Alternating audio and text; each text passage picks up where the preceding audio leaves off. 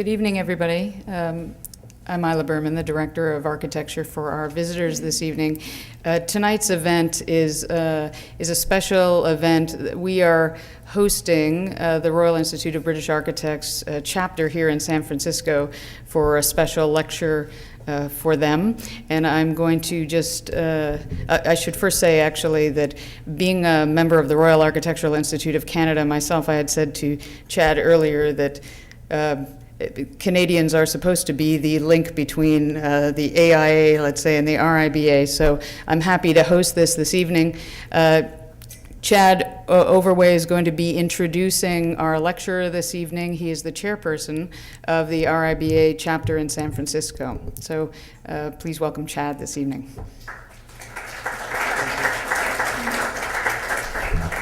Thank you. Introductions have been done, so I'll just tell you a little bit about the chapter. We established it in late 2009, and our present membership is about 40 local architects in the Bay Area. And events like this, evenings, is one of our chapter goals. We want to do excuse me. The idea is that we would try to increase the exposure of British architects and their work in the Bay Area. For those who might be interested in RIBA USA SF chapter, I'll be around through the lecture and be happy to answer any questions that you might have. This evening, Mark has been kind enough to share some of his most recent projects with us. A brief history on Mark, as he was born in London, England. His undergraduate education was at Cambridge University in the early 80s, and his postgraduate studies were at Princeton University, where he received a Master's of Architecture. In 1987, Mark opened his practice in New York and now has offices in San Francisco and London. Mark's work is growing considerably and has received worldwide media attention. His work is widely published and has numerous awards, including a Gold Order of Merit presented to him from the Republic of Poland. Mark, welcome and thank you for doing this. Okay. Thank you very much for this opportunity to talk to you, and thank you to Isla Berman and CCA and Chad Overway of the RIBA. Let me see if I can get this. Yeah, I thought I'd tell you a little bit about myself. I was born in England. As was said, I studied at Cambridge, and I thought it would be a good idea to come and study in the States for 1 year. So I came to Princeton for 1 year, liked it so much, spent a second year, liked that so much, decided to spend 1 year in New York, which became 9 years. I moved to California about 15 years ago because I had some great projects here, and about 7 years ago decided I probably wouldn't have to decide between living here in London or doing projects in either place. I could travel backwards and forwards. So I have a smaller office in London, but technology has meant that most of the work now is done here, although I do go back there every few weeks for meetings and things like that. This is the office near South Park, San Francisco. We wanted it to be more of a sort of studio type office, so we didn't feel we were going to work. And I thought I'd start with a project that means a lot to me, because it's rare that you get a project that you have an emotional connection with. But this is my father at a very young age. He was a fighter pilot, left Poland and was in the RAF in Great Britain. And I had the opportunity to design the Polish Air Force Memorial in Warsaw. They weren't able to do one immediately after the war because the Poles weren't allowed back into Poland. So after the war, Berlin Wall came down, they had the opportunity to raise funds and build a memorial to the fallen airmen, fallen Polish airmen. There were about 10,000 by the end of the war serving with the RAF. It was a really good opportunity for me because I knew a lot of the veterans and could spend time with them, understanding their ideas, and really got a sense of their sort of energy and youth. So to do a memorial, typically they're quite somber, they're about death and suffering. I realized for these airmen, and their fallen comrades. Actually, they were all young men between 18 and 25 that really needed to give them something that reflected their spirit and energy and sense of hope. We had fantastic location. This is a park in central Warsaw, Pole Mokotowska, which was one of the first airfields in Poland, and some of the last planes took off here when Warsaw was falling to the Germans. So the brief for the project was to create a sort of theatre parade ground for these large ceremonies and events. They needed a location. They'd never really had a proper one, and they have one every year now. We had the opportunity to create this large parade ground. This is the actual memorial itself. It's a mound in the shape, a cross-section of an aerofoil. So there are lots of references to aeroplanes and aeroplane technology. We have a few of these sort of vapor trails that actually are paths in the park so that they lead you in to the memorial. There's a more formal entrance for ceremonies. It's designed around ceremonies and sort of more sort of one-on-one interaction for the families of the veterans. So here you can see, I think pretty much gives you the whole idea of the memorial, an abstract sculpture representing flight that was supposed to be very light and elegant, and a wall with all the names representing the earth, and both sort of mounted on this aerofoil-shaped mound, elevated to create kind of theatrical space for ceremonies. And there's also a reference to burial mounds from the Middle Ages throughout Europe. This is another image that gives you a more idea of the scale and its setting in the park. The engineering for the sculpture was very difficult, stainless steel, and getting it manufactured was very hard. We found someone who made reactor vessels, stainless steel reactor vessels for refineries, but most architectural metal workers wouldn't be able to do something like this. Here's another image showing you the scale. And you can see the sculpture, you have a better idea of it, this idea of abstract representation of flight and spirit. It's designed to be seen from obviously the parade ground, but also walking around it. You get different views, different sense of its sculptural quality. The metal itself has got a very sort of beautiful patina to it. They had to grind it, and it's a sort of semi-industrial finish, but I like the roughness and the way it catches the light compared with the highly polished granite. It was very nice to be able to work with very solid materials. The granite wall is solid granite. Turned out to be not that much more expensive than a concrete wall clad with granite. So each of these granite slabs is about 3 feet by 3 feet by 12 feet high, solid granite. This is the steel yard, and I got to work with my father on the project. He's a structural engineer, and we collaborated on the design. This is us at the steel yard. I put this shot in because I think it gives you an idea of how the memorial is used for public ceremonies. On the left are the media, on the right are the honor guard from the 3 services, and I took the picture from where I was sitting, so the audience is on either side. It's quite a sort of big media event, laying of wreaths, military parade. But I also realized, well, I didn't realize till after it was built, just how much it meant to people living there, having their relatives' names on the walls. It seems like a very primal thing that is very important to people to be memorialized. And it was very moving to see people coming up, touching it, leaving candles, and they haven't been able to do this since the war, so very important to them. And it was memorialized in a book for the veterans. Next, change of gear completely. About a third of our work is commercial retail, and that's actually a lot of fun. I thought I'd give you a brief overview of our project so you can get an idea of the firm. and then go through the projects that are currently in construction or about to go into construction. This is one of the projects we've done in retail. This is for Virgin. It was their first freestanding store that was designed for them or with them. That was a lot of fun. I got to meet Richard Branson, who's quite a character. And we had to, this was actually quite a hard project because, if I go to the next slide, the site was only about 50 feet wide, and we had to give them a lot of visibility to persuade them to move to, this is actually in Sacramento, and they currently were in New York, San Francisco, Tokyo, London. So to go to Sacramento, they needed quite an incentive. Part of it was a huge billboard of a building.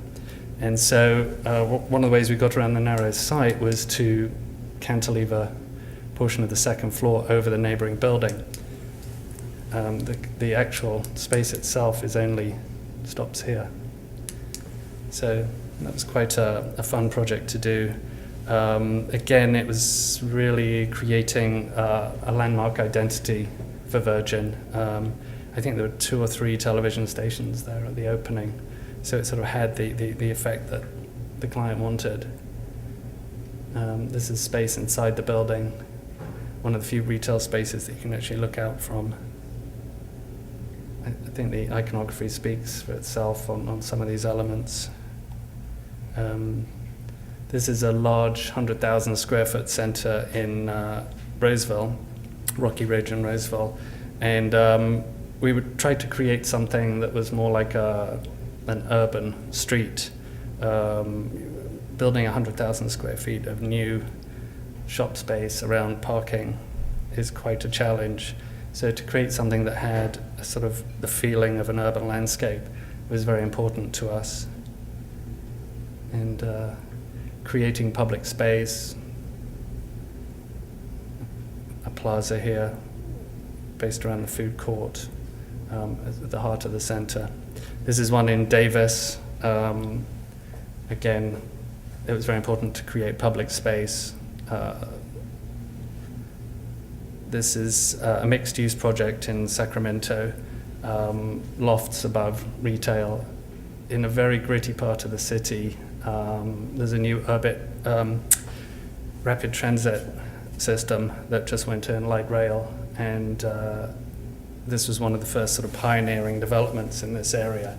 So it was very important to create something that had that sort of urban edge, drama to it.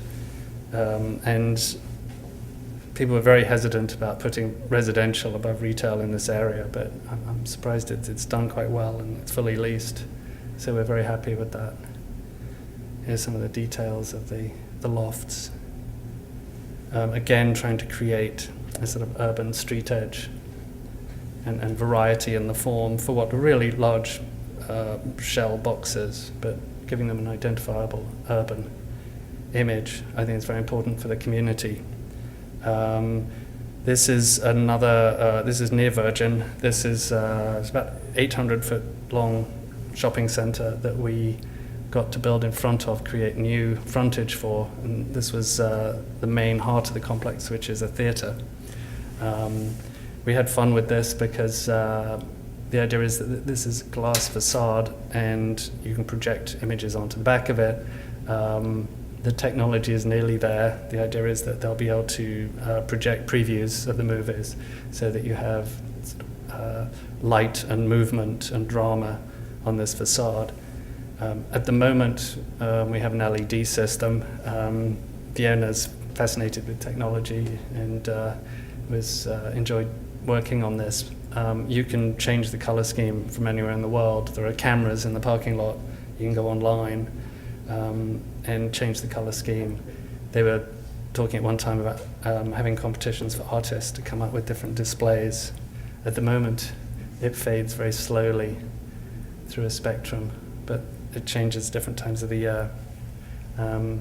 This is a building at the other end of the center, which anchors the other end. It sort of mirror images Virgin in a way. It's a similar counterweight to this very long center. Then moving on to something very different. About a third of our work is institutional. museums and public buildings, and unfortunately most of it doesn't get built. It doesn't seem as if it's just us. This is one of the first projects I worked on. This is when I was working for Arons, Burton and Correlec in London, ABK, and when I was working with them, I was quite young and starting out. We won the competition to build this project out of about 200 entries. I mean, it was their design. I was learning a lot working there, and Prince Charles disliked it so much, called it, this is the one that's the famous carbuncle on the face of an old friend, I think he called it. So basically it killed the project, nearly destroyed their firm, and at that point I thought, perhaps it's time to come and live in another country for a while, so I came to study at Princeton. I was quite hard on the project myself, I think, when I worked there, being quite young, and you sort of think you know a lot at that age. But in hindsight, when I look at this, I find it quite a handsome building, and I wish they'd built it. The current scheme is very different because of the architectural climate in those days. It was eventually completed by Venturi, and I wouldn't criticize it, but it was a very, very different approach. He chose to use a lot of the traditional historicist detailing of the building on the new one, and then use that detailing as sort of playful way. But still, I find it a bit, feel it's a shame that the committee then didn't have the strength of mind to go with a modernist building. I worked on the, for Michael Graves for a while, on the Whitney Museum extension. Again, not built, but it was a very good learning experience for me. I had 2 projects now where I really saw the mechanics of putting museums together. I think they're about as complicated as doing a hospital or something. There's a lot of functional requirements. This is an early design of my own for the competition for the New Orleans Museum of Art extension. I had my own opportunity to do a design for the National Gallery extension, and I got to present this to Sir Jacob Rothschild, who was on the committee for selecting the next architect after ABK. And I sent the design to Prince Charles and got a nice letter from his secretary saying that unfortunately he was too busy to meet, but he thought it was very nice. So I should frame that. But this is my own project for the Crocker Museum in Sacramento. This is probably coming more up to date with work in California. We were trying to create it's a very traditional museum that needed to be quadrupled in size, and so we were really trying to create a sort of iconic form for Sacramento. It was a regional museum. It has a very good collection. And I think it deserved a very sort of striking, bold building to put it on the map. This is the site, and this is an early sort of study in color. Just some basic ideas, but here's the existing museum. This is the project we were planning, and then there was a plan for a second building for a performing arts center. And between the two, I was hoping to create this sort of public park piazza space. The evening weather there is very benign, very pleasant. So the idea of external public space is a great amenity there. Here's a model. You get a sense it's quite an anthropomorphic building. I think something that would provide an image for the museum, an identifiable image. The museum's also quite close to the river, and so we actually thought it would be fun to have this one blank facade.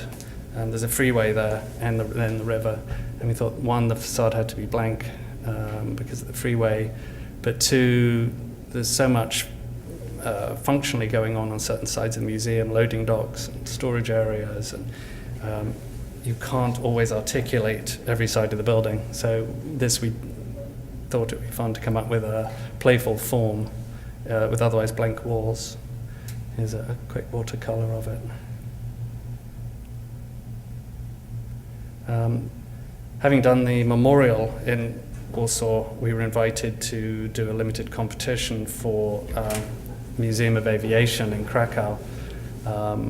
It's I didn't know before, but it's a big center for aviation in Europe. It probably has the largest collection of early planes in the world, a lot of First World War planes, and then it represents history by going right through and having a huge collection of MiGs from the Soviet days. Quite impressive, although they're all sitting in fields and rotting away, or they were at the time. So the idea was to create a new museum within the airfield. The airfield's used for major air shows every year. It's a big event, but they had no central building that sort of gave them an entrance or any kind of identity. Plus, they needed space to exhibit the aircraft, and parallel with that, and equal in size, they're very well known for restoration and education in the field of aviation. So this is a sketch of the project, a couple of sketches. The idea was to represent these two main functions with two overlapping wings, obviously giving the building a very figurative form, being representative of and identifiable from the air and the ground, but also representing the two functions, the idea of this sort of educational pod, which is sheltered underneath the larger wing. You'll see in some of the other sketches, and the interdependence of the two, but the dependence of the two as well. Here's a section. Gave us the opportunity to create very high space to hang the aircraft. It's a kind of aircraft hangar type construction with hanging points so the planes could be suspended as if in flight. And then these are the sort of educational research facilities, library, lecture halls. The vertical circulation we kept out on the outside of this pod, and you'll see in some of the images I've got, it's open, it's steel, it's a bit like a industrial factory type construction with gangways and catwalks, so that you can actually walk up amongst the planes. There are catwalks that go out over the planes, so that you can actually see them as if in flight. So I have an animation here of the two wings.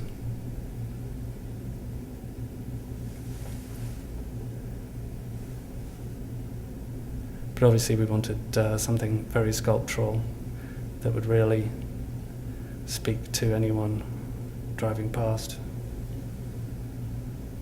Here's the pod on the right, all the admin and educational facilities.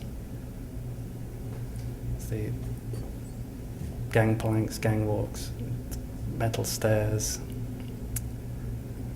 elevator takes you up amongst the planes. To the right you see a catwalk there. Unfortunately the video ends, but gives you an idea of the space.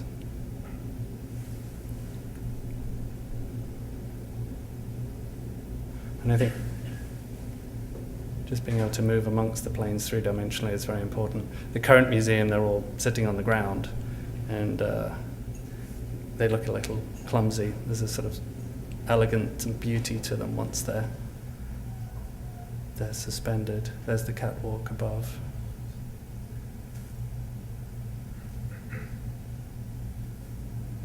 I'll go through these quickly. These are some of the stills.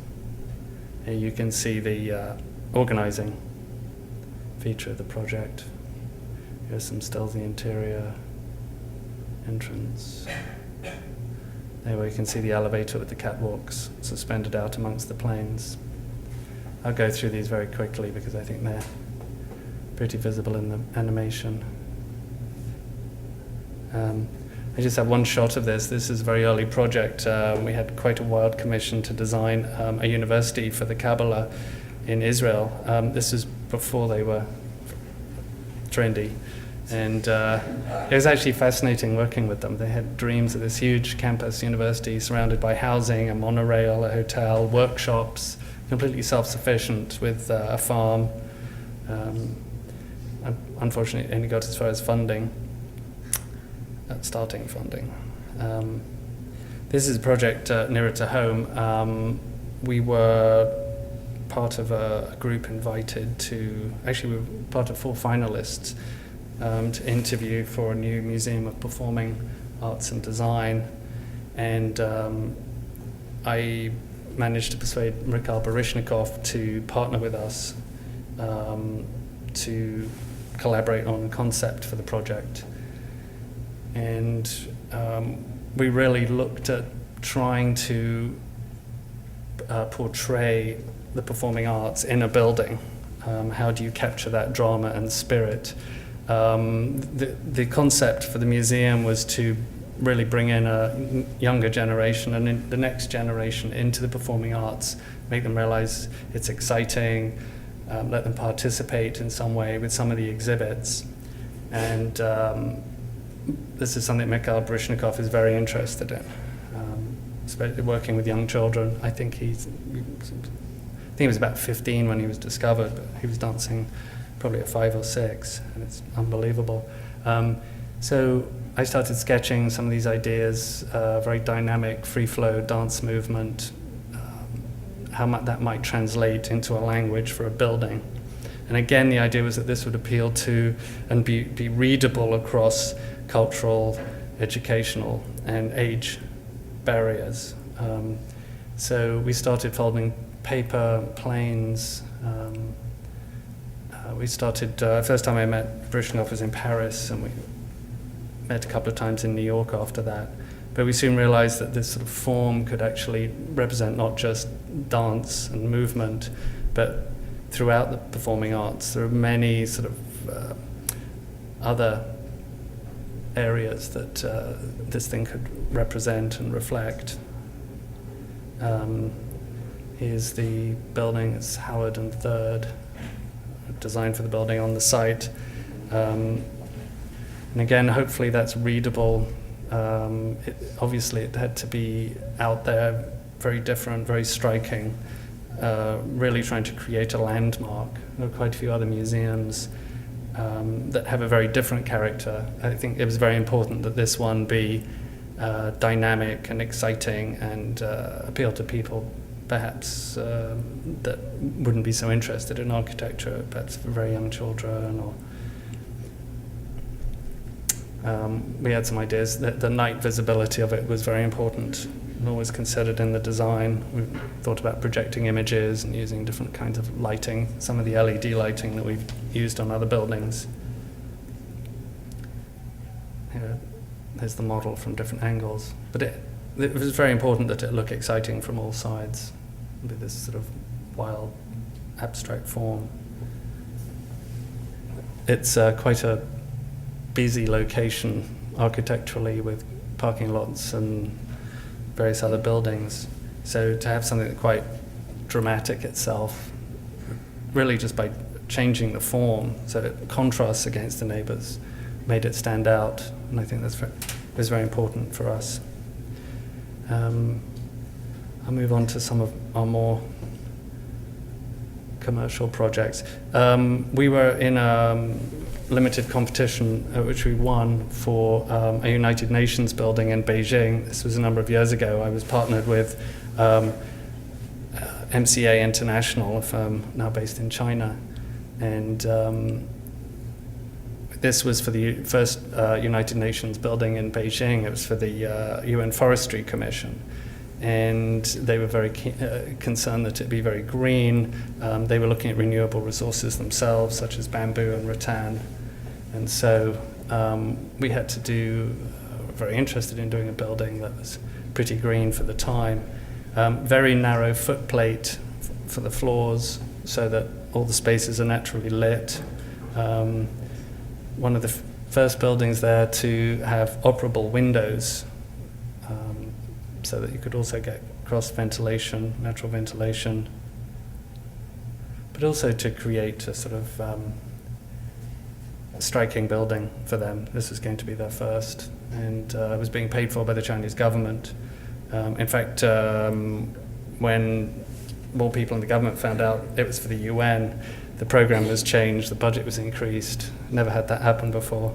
And they decided they wanted a lot more stone, so it's strange working there, but very interesting. fantastic place to visit. You'll probably be able to see some of the operable windows, some of these shots. There you are. I was quite surprised to see that on a glass scan. It just looks incongruous, but worked very well. After that, we were invited to do another competition for a city hall in Bao'an, which is near Shenzhen, near Hong Kong. And this was a fun project. The idea of government was being more open and visible was relatively new. And also the idea of creating new symbols for government rather than the old ones was very important to them. This was in the free trade zone, so it was sort of a new world then. So the idea of being able to see into the chamber, to see the debates, glass, transparency, accountability, they're all new ideas that I think they found very appealing, and creating some idea of a new symbol for the region. This is a high-rise building. I had a client in Sacramento and had a very large site. So I partnered with Gensler in San Francisco to come up with these ideas. I'll go through these very quickly, but there were two options for the site. This is a much smaller project, but closer to home. This is a clay and sandstone, 450 sandstone. But it was a very interesting project for us because the existing building was quite a quiet, unassuming 70s building that people weren't that fond of. 40% leased, but it had a large plaza in front of it that wasn't very usable. It was full of wheelchair ramps and stairs and planters. It was very hard to get in and out. The retail spaces were dying because they were very awkward to reach. And so the owner had, he wanted to renovate the building. And through discussion, we realized that it was probably worth spending the money on a new entrance pavilion, much smaller area than the 17 stories above it. And it was his idea to create some very sculptural glass piece that would be visible from a distance and really change the corner. And so this is what we came up with based on his proposal. But we lowered the entrance to street level, created sort of semi-public space by the use of a lot of glass.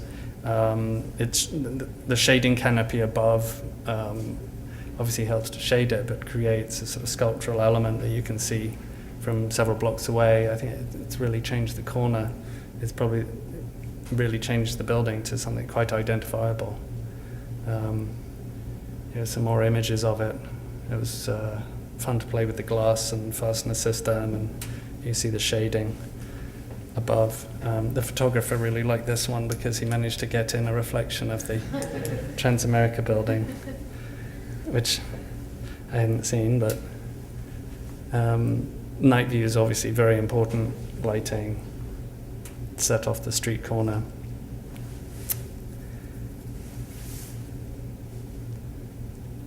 This is via the lobby. This is before the artwork went in. The owner has a very large art collection, was very keen to have this space. I have to rephotograph it now, but I couldn't resist doing it without the art. I just find it very pure and quiet compared with the hustle and bustle of downtown.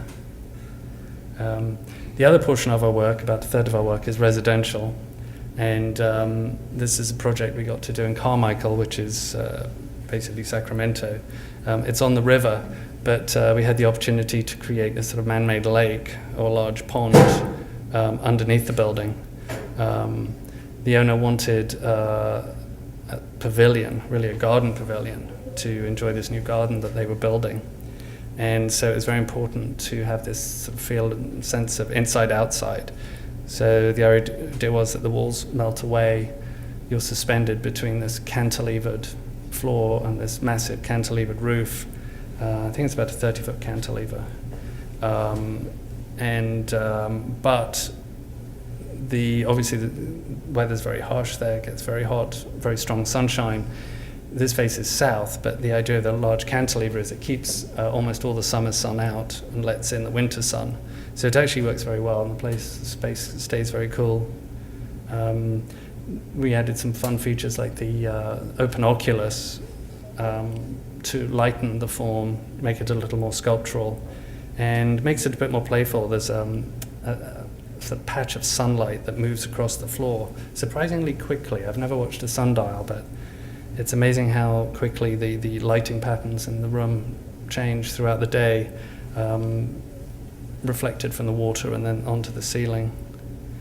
There's quite a sense of drama in there, being immersed in nature. Some of the interior shots will probably show that a bit better.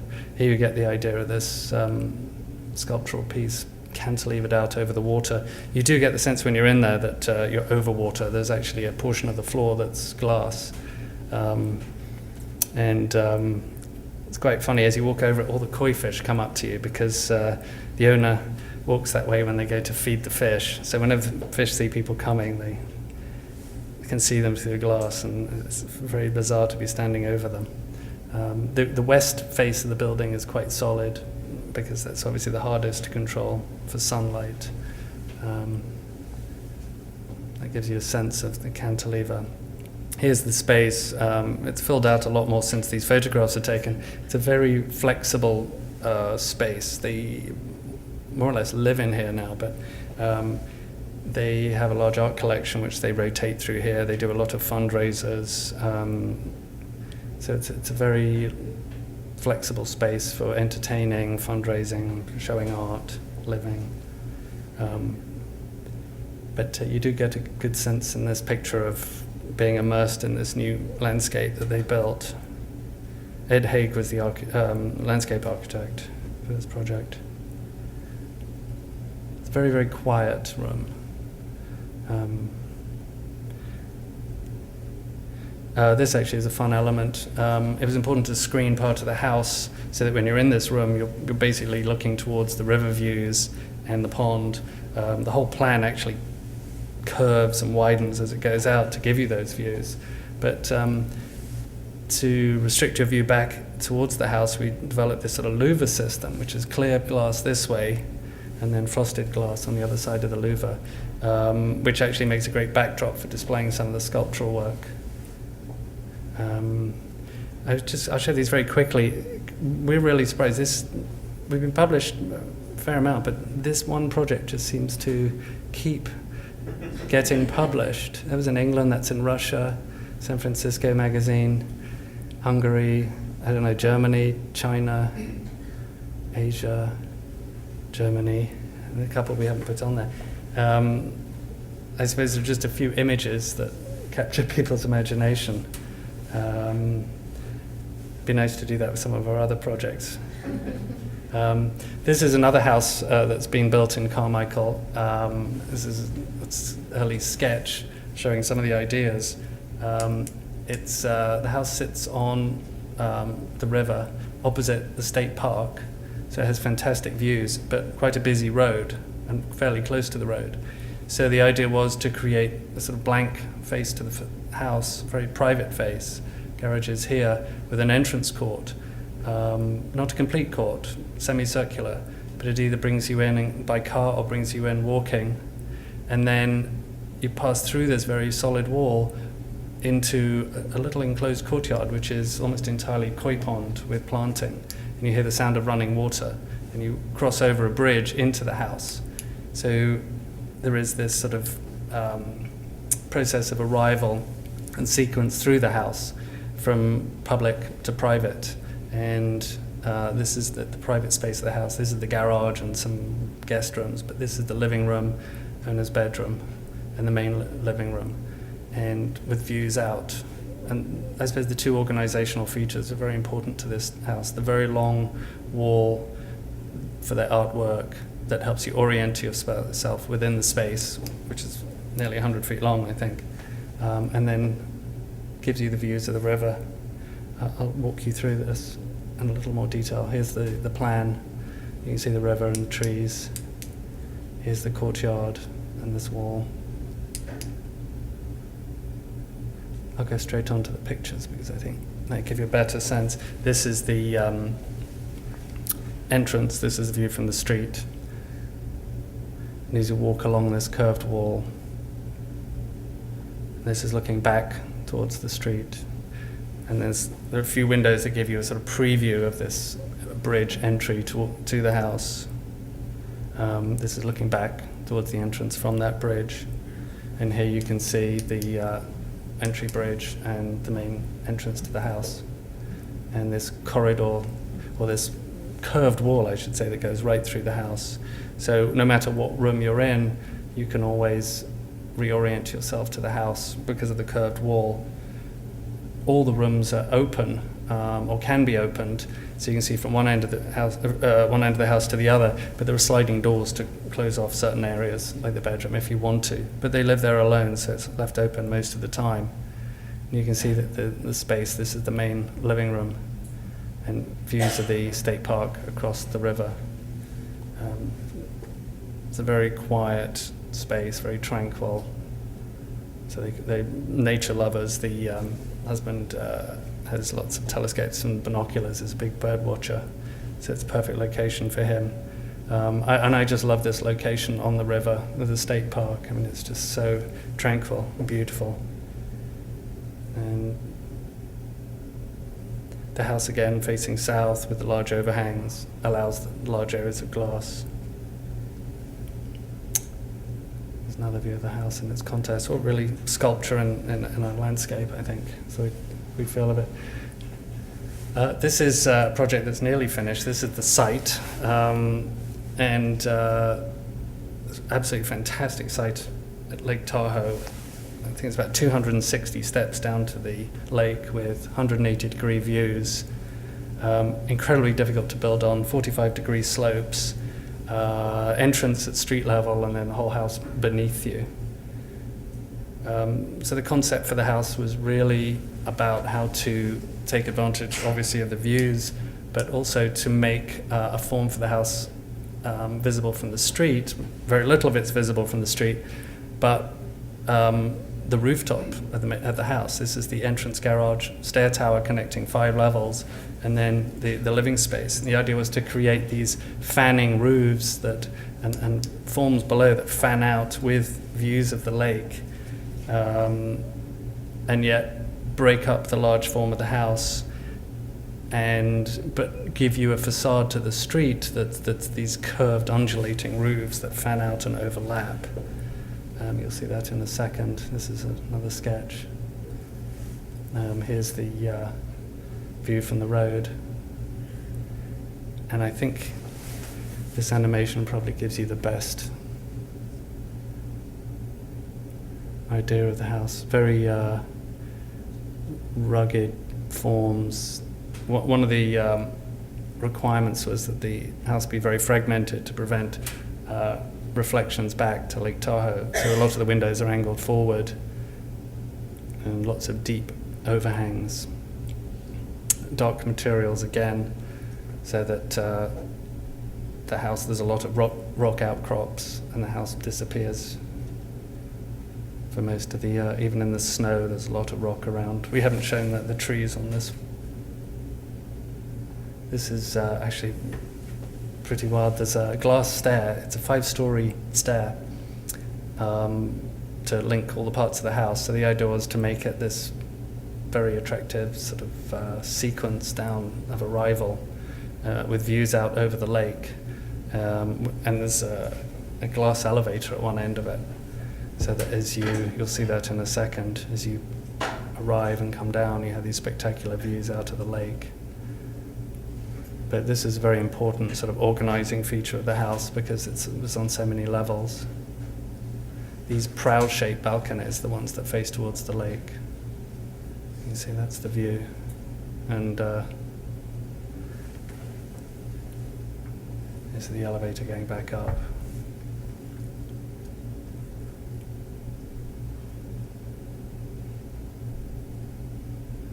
Go to the next. I'll go through these. These are stills from the animation. I'll go through very quickly. This is quite fun. It's the view from the top of the site looking down.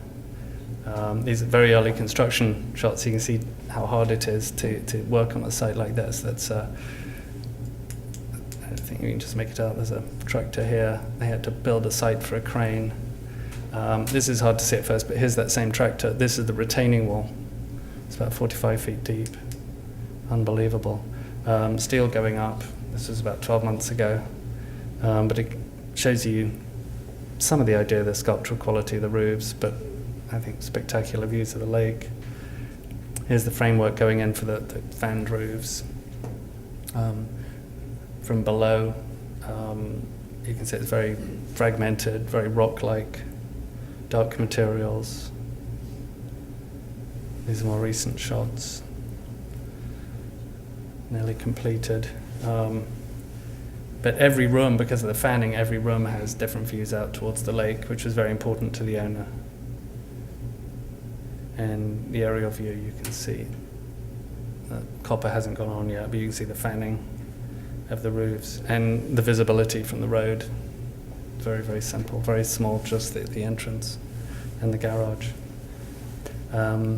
This is a house that we're supposed to begin construction in the spring. Just finished the drawings, hopefully get a building permit for this soon. It's in Sacramento. It's one of the few changes in grade that they have there. So we had to make the best of this fantastic site that had a little bluff in it. And so I played with a lot of ideas of cantilevered forms on the edge of this bluff, and which is quite a substantial grade terrain grade change for Sacramento. And this is the design we came up with for that. Basically, main double height living room right the way through, a cantilevered bedroom. Actually, the fun thing here, I haven't got a picture of it, but there's an infinity swimming pool that goes all the way along the edge here, so you wouldn't need any handrails. And the owner likes to swim laps. We have a little animation of this, I think. Someone had fun doing the car.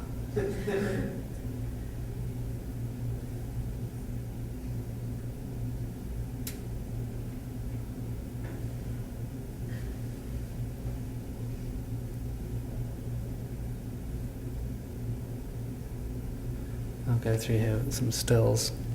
Very quickly, this is a house in Woodside. I enjoyed doing this. It's a very small house. Should begin construction shortly. We're just getting a building permit.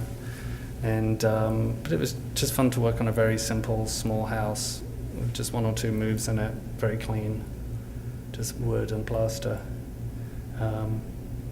This is a project that I've been working on for a long time in London. It's next to, this is Mountford House, which is a Grade 2 listed building, a historical landmark, which made everything very complicated. And this is Barnsbury Square, big garden square in Islington in London. Our site is through block, so it's quite a big site. One of the hard things about the site is it's large and you have to really maximize density in London, but how do you bring in light and air? How do you make it livable? They're lofts. They're going to be sold as empty shells. People come in and build their own interiors. So we created this sort of garden court in the center, basically filled the site entirely with building, but just cut out this one area to provide light and air and attractive views of this green garden. The other thing that we did that I think is fairly novel for a building like this is took an old idea, which is the sunken garden level. A lot of Victorian houses would take the soil from the garden and the foundations and throw it up for the street, so that you enter at the piano nobile, the first floor, you'd say, and below that would be a basement level, which was really on grade with the garden. So when you're in the basement, the garden you walk straight out into it. By doing that, we were able to increase in here, provide another level of residential. I think it's probably better seen in this image. So when you're in the garden, it just feels like a 4-story building, which is very common in that area, and a quiet green space. The facade of this building, we had some fun with how to do a modern building in a very traditional context. The nice thing about the square is that although it had a very fixed street wall on all 4 sides that made it a London square, every building was very different. Every building was when it was designed and built, was considered contemporary for that era. So we thought this should be an opportunity for us to provide something of our era and not try and do something historicist. And luckily and surprisingly, we were supported by the conservation officer and the architect advising the planners. So it was quite a slog, but we got this approved. One of the features of the facade was that the glazed areas, we looked at traditional buildings.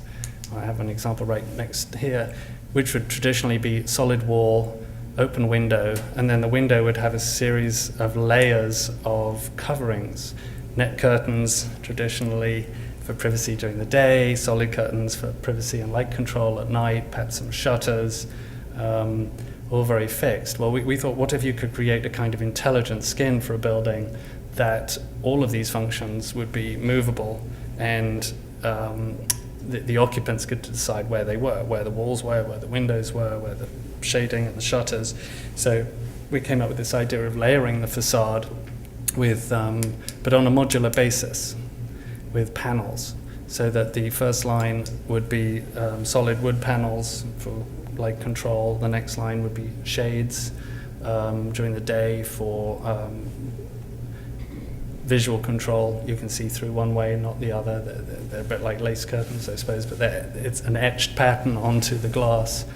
Obviously, sliding glass panels, and then exterior balcony, again, with these etched panels that you can move and locate for privacy.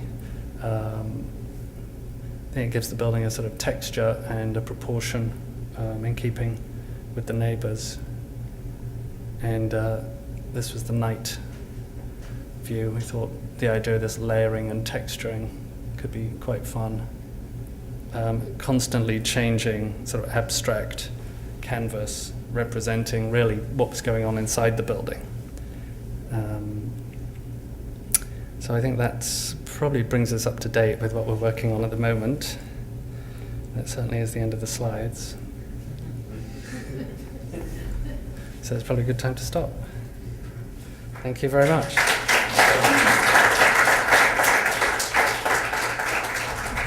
Thank you. How are some of these buildings in Carmichael, California, how are they greeted by the local agencies that you're going through? Initially, it was very hard. I mean, I was a foreigner in two ways. One, coming from New York, and second, being English and with a strange Polish name. So it was a little hard. Nothing like that had been built before, really. But surprisingly, I think they realized, especially for the commercial projects, just how earnest we were to do something of quality, and that the owner, the developer, was really concerned to do something interesting. And so I think the first project, they probably did it on trust. I mean, they really tried to persuade us to do traditional sort of Victorian architecture. So, I mean, some of the planners said, well, but you have such nice clock towers in England. Can't you do a nice old clock tower? I mean, literally. And so I think there was a level of trust. And after the first project, I think they were quite pleased with it. And so actually some of the planning departments used those projects as examples in their book, design guideline book, which was really surprising considering all the pressure and resistance we got at the beginning. But I think just the fact we were trying to do something of quality, that we really cared about it, made the big difference. Are you using these excellent graphics that you're showing? Is that what you're using as you go through this planning? A little bit. I actually find people respond more to the sketches, because that's more how we think. The graphics come later, when we're sort of quite a long way down the road. And the graphics, you almost need to know how wide the window mullions are before you can move on. Whereas with sketches, you can really, with a piece of charcoal, you can, as they joke, you can redesign Paris in an hour, right, with a piece of charcoal. But if you want to do it as a three-dimensional rendering, it's going to take you the rest of your life. So, yeah, I think hand sketches people still find are more understandable. And models. Use a lot of models, which I don't have here. We do a lot of rough sketch models in cardboard and paper, and I think people respond very well. They understand those much more than computer graphics, which are really two-dimensional. It's just an illusion because they move that you think they're 3, whereas a model you can actually hold up and has a physicality to it. And that's how we design, actually, really more in model form than using 3-dimensional computer imaging. But these are fun. It's like watching TV. I think what is interesting in having gone through a number of these reviews and some people being, burned in flames as they're going through these Right. modernists, that it's impressive that you've been able to get through these courses. Watched being part of this, you've watched some of them just being burned at the stake. Yes, it's a problem everywhere. I mean, in London, they think it's easy in California, and in California, they think it's easy in New York. But everywhere, it's the same. I thought it was easier in France, but I have a client from there now, and he was trying to do a house in the south of France, and he said it's the same. The planners are just so difficult. They don't want to change. People are afraid of change, I think. That's the problem. Particularly the Tahoe project. The Tahoe one was very difficult. That's a remodel. Oh. No, I'm joking. I mean, there was an existing house on the site, and we had to go through the process of it being sort of, there isn't a molecule left at the house, but it went through. It's stunning to see that in what you normally see. Yeah, I think it's persistence. I mean, we really had to work with the planners and persuade, and show them. We did show them mock-ups and a lot of color renderings. I mean, that was actually after the design, which I suppose you were asking me about. Really, how do you get the planners on board? And part of it was showing a lot of color images to showing how this building will disappear. I didn't bring them, but it's very odd that the dark color makes it disappear. It goes into the shadows. So that was a requirement. I would have loved to do it, so this white, shining building, but I quite like the dark now. It sort of gives it a sort of quite a modernist flavor to it. What are those dark walls made of? Believe it or not, they're wood, and we'd never seen a product like that before. It's almost like butcher block. It's slabs of wood cut small, glued back together, and stained. And they've tested them, and I've never seen a product used like that. So the contractor definitely guarantees that they'll be around for a long time. But we didn't want to use plywood, and we didn't want to use any kind of siding. It wasn't the right look. So we talked about precast at one point, but it's actually a dark stained wood. So hopefully it will hold up. Excellent. Time for a drink? Thanks very much. Thank you.